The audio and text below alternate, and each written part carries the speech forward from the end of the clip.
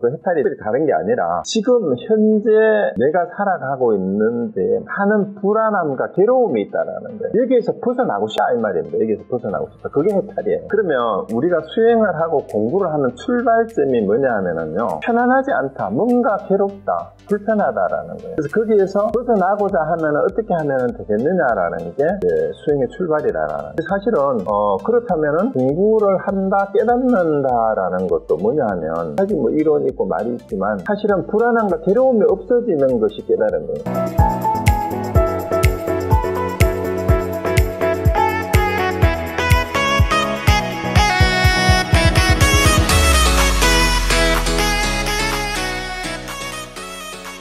대저 법을 구하는 사람은 색수상행식에서 구하지 않고 이제 오온에도 구하지 않는다 이 말이에요. 이제 몸을 가지고 얘기를 하니까 계에 들어가서 구하지 않으니까 이제 욕계, 색계, 무색계, 삼계는 현상계를 말해요. 우리가 살아가는 거기에서도 법을 구할 게 없다 이 말이에요. 욕계, 색계, 무색계는 사실은 다 윤회의 세계니까.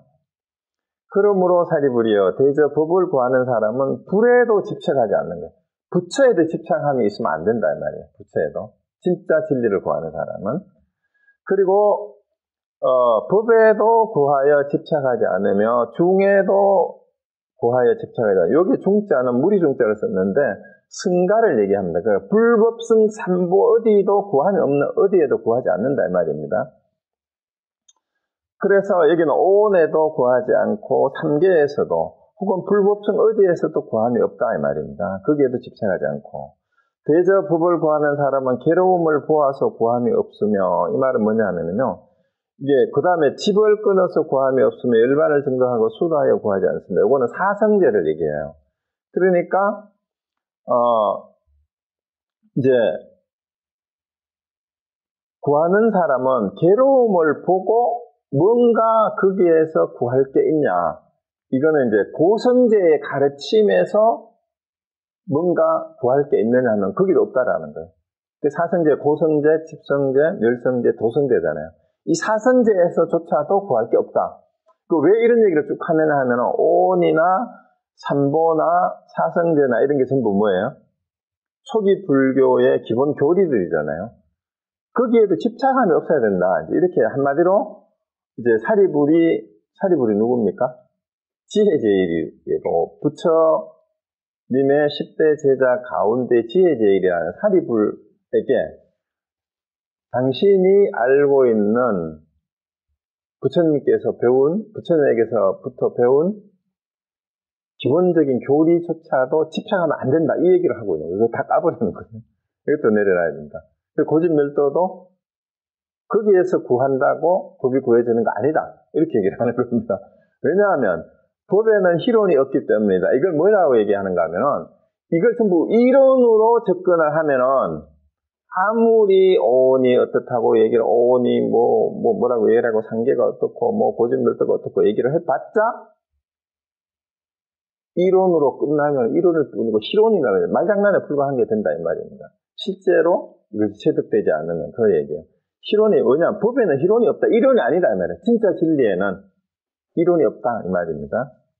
그리고 만약 말하기를 나는 마땅히 코를 보아 집을 끊고 멸을 증하여 도를 닦는다라고 말한다. 이는 곧 희론이며 법을 구하는 것이 아니다. 이 사성제를 다시 한번 얘기를 하는 거예요. 사성제에서 내가 고통을 보고 집을 끊고 그 다음에 그 집을 끄는 게 완전히 이제 번뇌 망상이 괴로움이 없어진 게 멸이잖아요. 이것을 증득해가지고 도를 닦는다라고 말한다면은 그렇게 말로 하는 것도 그것도 희론이다라는 거예요. 말장난이라는 거죠. 오직 사리불이요. 법은 정멸이라고 이름하거니와 그 정멸이라고 하는데 만약 생멸을 행할진대 이는 생멸을 구하는 것이요 법을 구하는 것이 아닙니다. 이렇게 얘기를 하는 거예요. 자, 여기에서 또 역설이 나와요. 자, 여기에서 법을 정멸이 진짜 가르침이 정멸이에요. 정멸이 극락이다라고 여기 일반군 사국에 내가 화면에 띄워놓은 거 다시 보세요. 생멸이 끝난 그것이, 생멸이 다 끝난 그것이 바로 정멸인데 이게 극락이고 이게 해탈이에요. 이게 열반인데 이는 뭐라고 합니까? 정멸이라고 이름을 하긴 하는데 그게 깨달음이 맞기는 맞는데 만약 생멸을 행할진대 이는 곧 생멸을 구하는 것이 된다 이 말입니다. 그러니까 나고 주하는 만약에 멸하는 것을 쫓아가면 그 나고 구하는 게 있게 되잖아요. 그럼 윤회하는 거예요. 생멸을 구하게 되면. 그것은 법을 구하는 게 아니다 이 말입니다. 생멸을 쫓아가는 거는. 그래서 윤회에 대해서 얘기를 하고 생멸을 얘기를 하는 것은 법을 구하는 게 아닌 게 되는 거예요.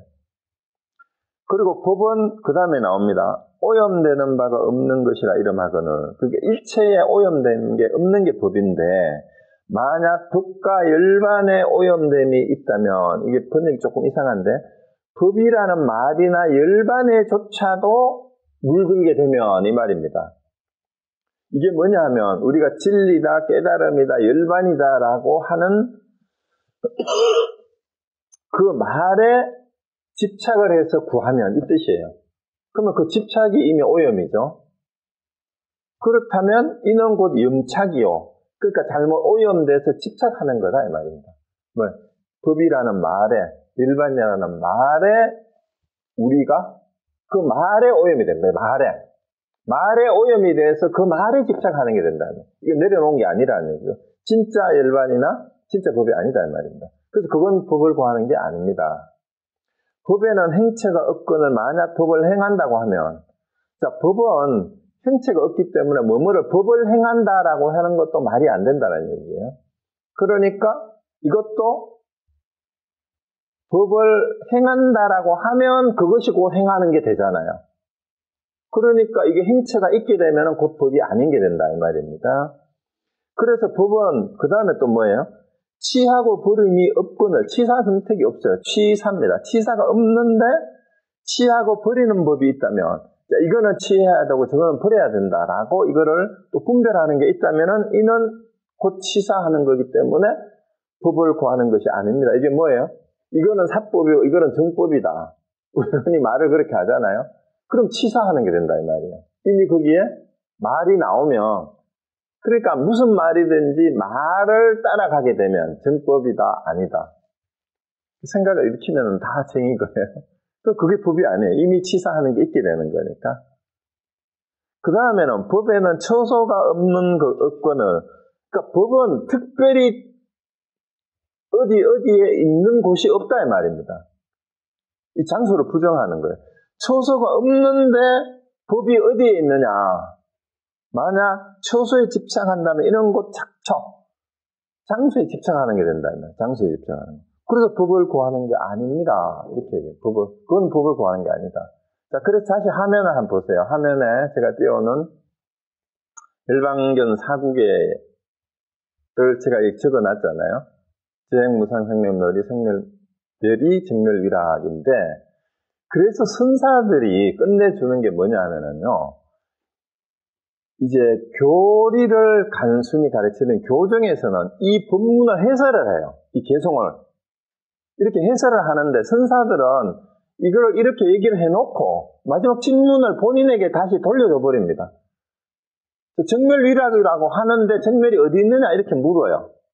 여기에 답을 하지 못하면은 정멸이 있는 것, 정멸이 어디 있느냐라고 물었으니까 질문은 정멸이 어디 있느냐라는 게 질문이에요.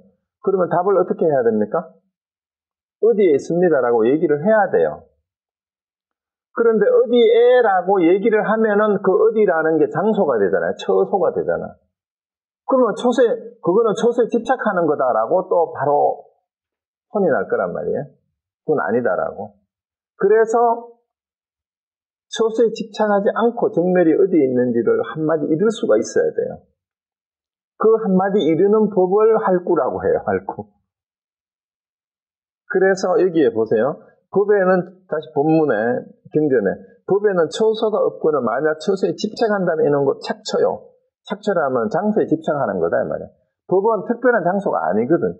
그러니까 법을 구하는 것이 아닙니다. 그러니까 이 개송에 대해서 정멸위락이라고 했는데 정멸이 어디에 있느냐라고 이렇게 물으면은 정멸이 어디에 있다라고 대답을 할 수 있어야 됩니다. 그렇다고 대답을 안 하면은 또 안 돼요. 자기가 완전히 이해한 게 아니라고 생각하는 거예요. 여러분들 이 개송은 다 알죠? 여러 번 들었어요. 웬만한 책에도 다 소개가 되고 있어요. 자, 그러면은 이 개송의 글자의 뜻풀이를 이해하고, 이게 뭐 배경을 어디에 나오는 건데 전생단 얘기인데 뭐 어쩌고 아무리 썰을 풀어도 마지막에 그럼 정멸이 어딘데? 여기에 대해서 자신있게 어디다라고 대답을 할 수 없다면 그거는 아무리 이론을 가지고 와서 증거를 하려고 해도 그거는 아니에요. 그건 자기 게 아니거든. 자기 게 아닌 건 뭐예요? 희론이에요. 희론. 말장난이다 이 말이에요. 그래서 정말로 정멸이 어딘지 자기가 알아야 돼. 근데 또 많은 이론가들은 얘기합니다. 정멸이 어디냐 하면은 뭐 온 사방이 언제 어디나 정멸이 다 정멸입니다. 그 말도 말 뜻은 맞지만 자기가 진짜 체득해서 그렇게 나오면은 맞는데 그것도 지금 제가 얘기한 것처럼 어디서 보고 듣고 그 얘기를 할 수 있어요. 그렇죠? 그것도 아니에요. 그래서 정멸이 어디냐 여기 답을 할 수 있어야 돼요. 왜? 경전에 나오지 않고 보고 들은 얘기가 아닌 자기 얘기를 할 수 있어야 됩니다. 정멸이 어디예요, 여러분? 대답 한번 해보세요. 정멸이 어디예요? 여기 대답을 할 수 있어야 됩니다. 자, 그러고 이제 본문에 한 문장이 빠졌어요. 문장이 뭐가 빠졌냐면은 요게 빠졌어요. 그게 곧 착초요. 법을 구하는 것이 아닙니다 하고 요거를 적어 놓으세요. 법은 상이 없다 하거늘, 즉 무상이거늘 이 말이에요. 어떤 번역은 법은 무상이거늘 이렇게 번역을 해놓은 데도 있어요. 상이 없다 하거늘, 법명 무상 요거죠. 만약 상을 따라 알면 이게 약수상식이에요. 이 식은 인식하면 알면 이 말이죠. 이는 상을 구하는 것이요, 즉 시즉 부상이죠. 법을 구하는 것이 아닙니다. 요구들이 빠졌어요 본문에. 그래서 법은 상이 없다. 이것도 얘기를 많이 했습니다. 그 법에는 진짜 진리에는 깨달으면 이때 법은 진리예요. 일정한 상이 없어요. 그래서 상을 따라서 구하면 그걸 법을 구하는 게 아니다. 이 말이 이제 빠져 있고요. 그 다음에 이제 본문이 이어집니다. 법은 책 보십시오. 가히 주할 것이 있지만 이제 그 무주상이라고 얘기하잖아요. 무주. 금강경에도 그 무주라는 말이 나오잖아요. 어디에 머물러야 하는 머무는 곳이 따로 없다 이 말이에요. 주할 것이 아니지만 법에 주한다면 이는 곧 주법이요. 법에 주하는 게 되는 거니까 그건 법을 구하는 게 아닙니다. 법은 가히 견문각지할 수 없거늘 만약 견문각지를 행한다고 하면 이는 곧 근문각지요. 법을 구하는 것이 아닙니다. 자, 견문각지도 아니라 보고 듣고 깨닫고 아는 것. 보고 듣고 깨달아서 아는 것도 아니다 이 말이에요. 진리는. 그럼 어떻게 하라는 말이에요? 흔히 깨달아야 된다 그러는데 직접 보고 듣고 깨달아라. 스스로 알아라 이렇게 얘기하는데 그것도 아니래요. 견문각지도 아니래. 그러면 보고 듣고 깨닫고 아는 것도 아니라면 그러니까 나는 보았다, 들었다, 깨달았다, 알았다라고 얘기한다면 거기에 견문각지에 집착하게 되는 거다. 그래서 그거는 법을 구하는 게 아닙니다. 또 이렇게 얘기를 해요. 자, 법은 무의라고 이름하거늘 만약 유의를 행하면 유의를 구하는 것이요. 법을 구하는 것이 아닙니다. 그러니까 함이 없는 거라는 거예요. 함이 없는 건데 뭐뭐를 구하는 행위 자체가 무의가 아니고 유의가 되어버리잖아요. 뭐뭐를 하는 거니까. 그러면 그걸 법을 구하는 게 아닌 게 되는 거예요. 진짜 법을 구하는 게 아닌 게 돼요. 그럼 어쩌란 말이에요? 공부하지 말라는 얘기잖아. 여러분 공부를 한다고 하면 공부하는 게 아닌 게 돼요. 그러니까 그러므로 사리부리여 법을 구하는 사람은 일체법에 마땅히 구하는 바가 없어야 하는 것입니다. 마땅히 구하는 법이 없어야 하는 것입니다. 이와 같은 말을 설했을 때 500천자는 제법 가운데 청정한 법안을 자, 이 말을 듣고 법안을 얻었대요. 500명이 이 가운데서. 그런데 여러분 이런 비슷한 구절은 나오는 데가 많아요. 그죠? 이 금강경이 이제 대표적인데, 금강경에 이제 무상이라는 말 하면 떠오르는 게 이거죠. 범소유상 계시오며 약견재성 직견열애. 그러니까, 모든 상이 다 허망한데, 이 상이 다 허망하다고 볼 줄 알면 이 말이에요.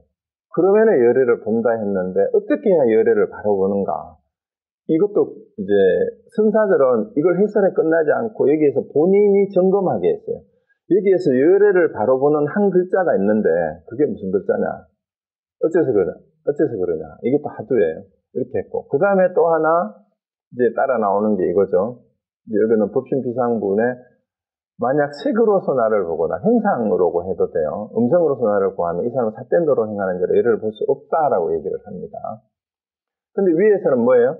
상을 상 아니라 보면 열을 본다 했는데 밑에서는 그러니까 이걸 거꾸로 얘기한 거죠. 그러니까 상으로 구하지 않고 상을 상 아니라 보면 열을 보는데 행상이나 음성이나 혹은 감각으로서 뭔가를 열애를 구하려고 한다면, 법을 구하려고 한다면 그거는 열애를 못 본다라는 그 얘기입니다. 자, 그런데 그래서 우리가 마지막에 이 전체를 얘기하는 게 뭐냐 하면은 결국은 구하는 게 있으면은 법이 아니에요. 구하는 게 있으면은 뭐가 아니라는 얘기거든요. 그러면 구하는 게 없다라는 말을 한자로 쓰면은 무소구행이라 하는 거예요. 무소구행. 무소구라면 구하는 바가 없는 행. 구하는 바가 없는 수행이에요. 자, 여기에서 지금 했는 게 이 챕터에서 요 부분에서 했는 게 뭐예요? 무엇이든지 구하는 게 있으면은 그거는 진짜 법을 구하는 게 아니고 수행이 아니다라는 얘기예요.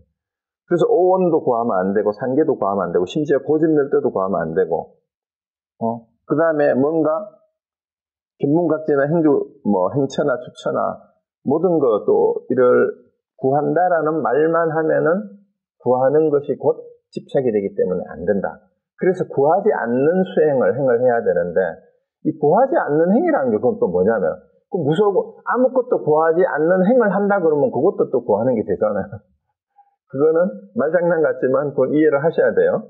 자, 그런데 이 달마대사의 이입사행론이라는 아주 짤막한 문장이 있어요. 논문이 있는데 이게 문건이 있는데 이게 뭐 달마대사 사건이 아니냐 학계에서는 달마대사의 제작이 아니다 맞다 뭐 이런 얘기를 하는데 그건 중요한 게 아니에요. 그 무소구행이라는 걸 어쨌든 뭐라고 얘기하느냐는 건데요. 이입이라는 말 두 가지 이제 깨달음에 들어가기 위해서는 이입은 두 가지 들어가는 문이 있다 이 말이에요.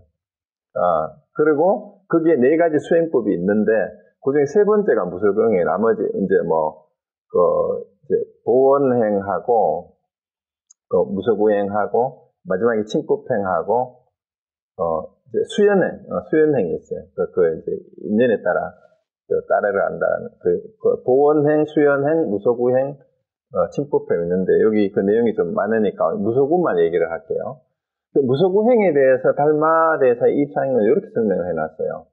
세상 사람들이 오랫동안 미혹하여 한 곳에 탐내고 집착하는 것을 구함이라고 이름한다. 그러니까 어디에 탐내고 집착하는 게 구한다라는 거죠. 근데 지혜로운 사람은 참성품을 깨달으니 이치로서 속세를 저버리고 마음이 편안하여 아무것도 함이 없다. 이게 안심무위예요. 안심무위. 마음이 편해서 더 이상 뭘 해야 될 게 없는 거. 이게 이제 완전히 진짜 본래 성품을 깨달은 사람의 마음 상태예요. 안심무위. 마음이 편해서 더 이상 뭐 해야 될 바 없어요. 그 다음에 형체를 따라 운전하되 삼라만상이 다 공이라 아무것도 바라지도 않고 즐기는 것이 없어요. 그러니까 안심무위이기 때문에 안심무위하는 이유이기도 해요. 더 이상 원하는 바도 없고 즐거울 것도 없어요. 이게 이제 무소원락이에요. 무소원락. 더 이상 즐거움을 바랄 것조차도 없어요. 왜냐하면은 안심무위보다도 더 즐거운 건 없거든요. 우리가 말하는 즐거움을 쫓아서 탐착을 하게 되면 그 즐거움은 일시적인 즐거움이고 곧 뒤따라서 허무한가 허전한가 거기에 따르는 여러 가지 대가를 지불해야 되는 괴로움이 따라요. 그러니까 아무것도 바라지도 않고 즐기는 것이 없는 거다라고 이렇게 얘기를 하죠. 그러면 공덕과 흑암이 항상 서로 따르고 쫓는다. 이거는 이제 경전의 초기에 암경에 나오는 얘기죠. 공덕과 흑암이 두 자매잖아, 그죠? 그래서 이제 공덕이라는 이름에 이제 두 여자인데 너무 예쁘고 보기에는 다 이제 이쁘고 아름답고 그런 사람이 흑암은 너무 못생기고 막 그래요. 그런데 어느 날 어느 집에 이제 공덕이 너무 예쁘잖아요, 그죠? 공덕이 대명사가 또 행복이에요. 그래서 이제 찾아와서 자기 그 집에 좀 들어가게 해달라고 얘기를 하니까 이제 주인이 허락을 하니까 그런데 잠깐 나는 내 흑암이라는 동생이 있는데 꼭 같이 들어가야 된다. 그 흑암은 너무 못생기고 막 보기만 봐도 소름 끼치고 이제 그런 여자예요. 그런데 공덕만을 드리려고 하니까 공덕과 흑암을 따로 떼낼 수가 없다. 흑암은 불행의 대명사예요.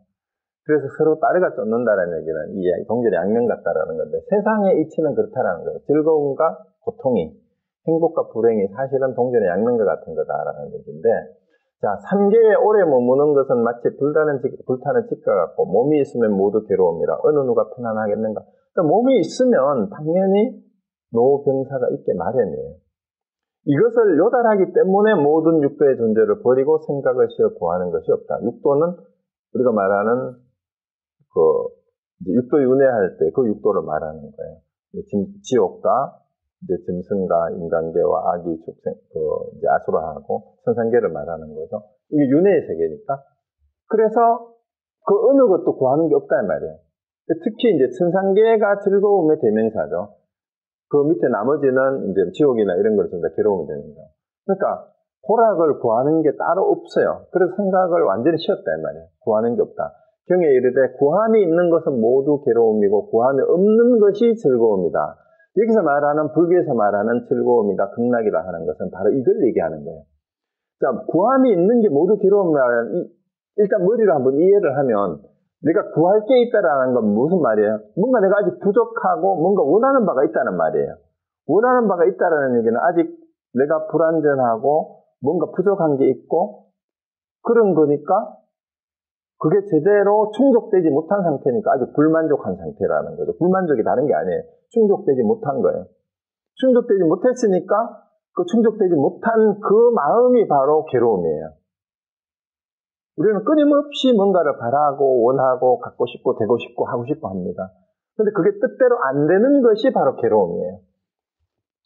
자, 그럼 구함이 없다라는 건 뭐예요? 하고 싶은 것도 없고 되고 싶은 것도 없고 갖고 싶은 것도 없어요. 그 어떤 경우가 그런 경우가 될까요? 완전히 의욕을 상실했거나 모든 것이 다 충족됐거나 둘 중에 하나죠.